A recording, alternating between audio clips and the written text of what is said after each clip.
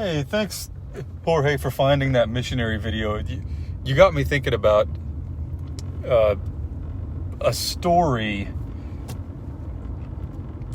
from when I was younger that I'm actually embarrassed about. So do you guys want to hear an embarrassing story about your boy? So I am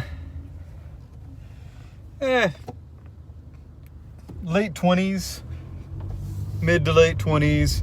I just moved to Florida from Oklahoma, and in Oklahoma I thought I was Mr. Spiritual. I've told you guys a couple of the stories about me and that guy Kenyatta going around, even door to door, and witnessing to people.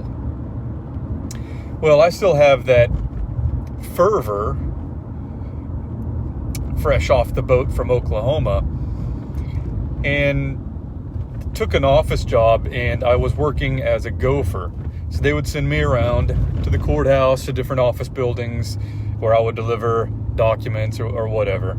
And I was on one such errand one day, and I got on the elevator, and a young professional guy gets on the elevator with me, and he says, "Good afternoon." I say, "Good afternoon." You know, he's good vibes in the elevator.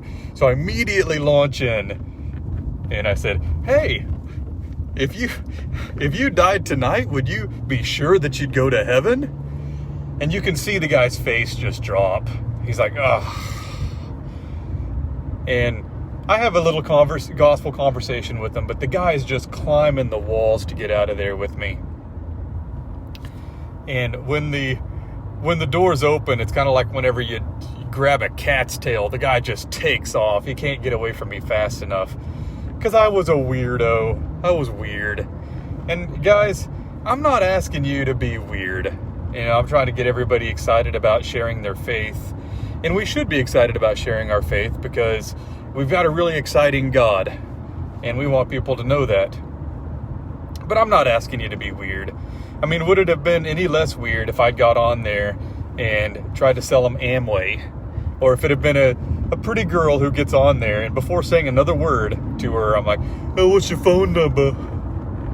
You know, don't be weird. You know, and you contrast to the video about the missionaries. You know, here's some guys who, they go over and, you know, they're forthright about who they are. They're not trying to trick anybody, just like an ambassador. An ambassador tells you who he is. But they take time to get to know the culture. They take the time to get to know the language.